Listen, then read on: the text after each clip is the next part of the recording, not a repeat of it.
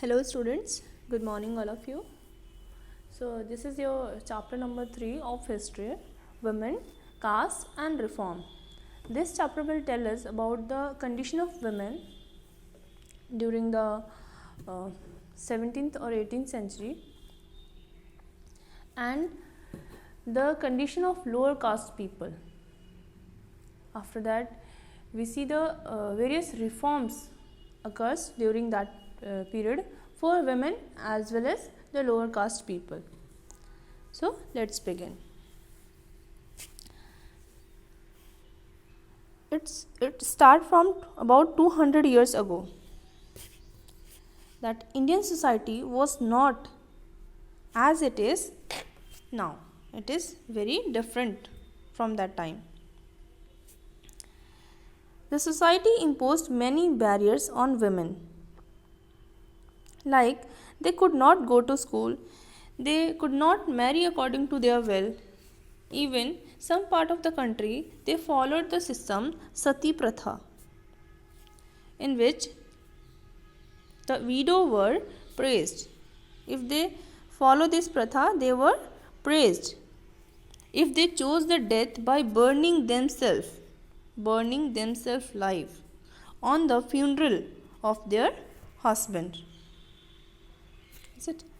It was very cruel and very harsh practice for women. Next, that the society existed in those days was also based on caste system. Peoples were divided along lines of caste. Peoples were divided on the basis of their caste. In previous class we already learned that the society was divided according to Brahmanical way, that is Varna based.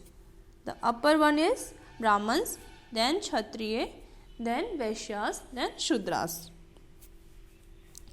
In this, the Brahmans and Kshatriyas considered themselves as a upper caste, and others like traders, moneylenders referred as Vaishyas. Then peasants and artisans, weavers, potters were referred as Shudras. So Shudras were basically considered as lower caste. So next, working towards change. Next heading is working towards change. Change for whom? Change for the women and the lower caste people. Things have been greatly changed now. Women are enjoying better position in every field. One important reason for this was the development of new form of communication. From the early 19th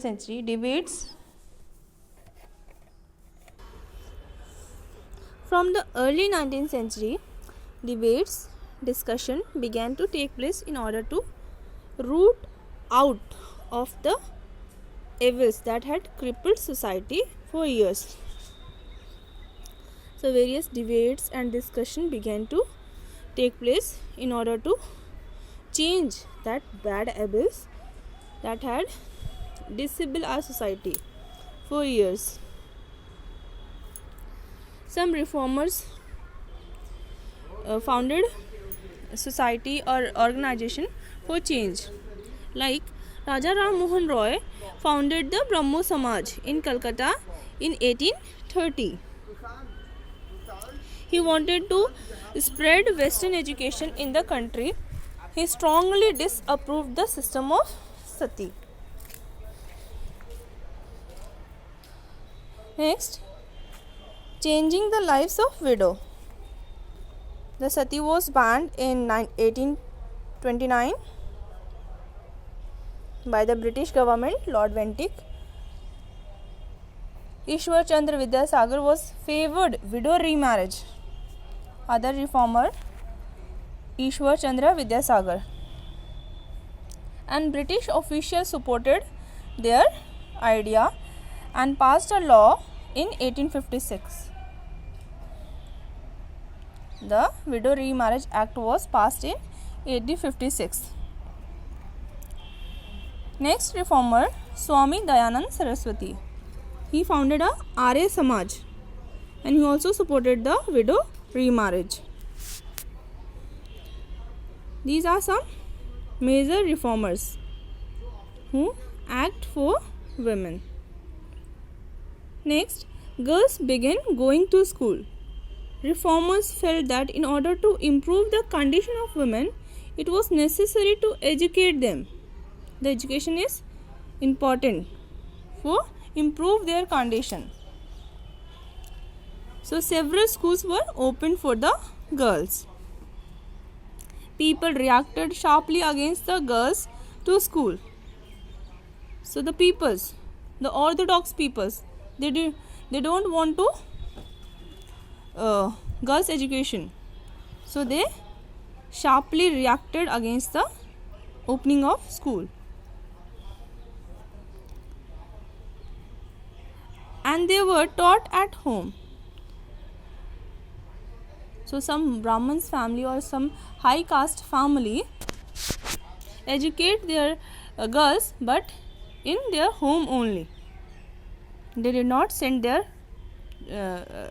girl to school. In aristocratic Muslim families, means some high class Muslim family or rich Muslim family, in North India, women learned to read the Quran in Arabic. So they taught their girls to read the Quran in their home only. They did not send their girls in the school. Next step is women write about women. So there were some women writers who wrote about their condition, even other women's condition. Muslim women like Begums of Bhopal did a lot for the promotion of education among the women. They set up a primary school for girls at Aligarh. Begum Ruqayya Sikhawat Hussain also opened school for Muslim girls in places like Patna and Calcutta. She opened school for Muslim girls. By the 1880s, Indian women began to enter universities. Further, they conquered their opportunity and they now began to enter in university. Some of them trained to be doctors, teachers. Many women began to write and publish their critical views on the place of women in not to be republished society. So they wrote about the women condition in the society. There was a writer, that is Tarabai Shinde. She wrote about the women education at home.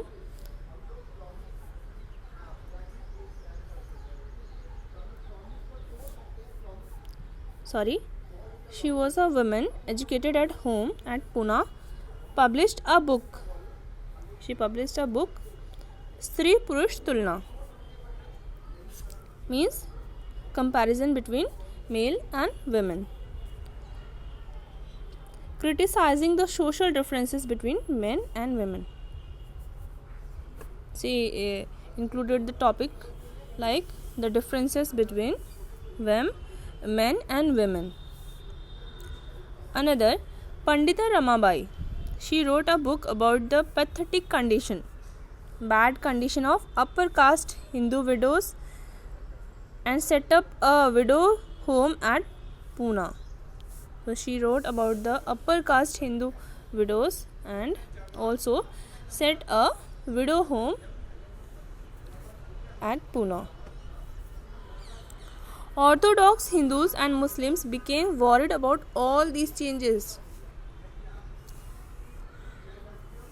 The society was patriarchal, so of course they were worried about the changes that is occurred for women.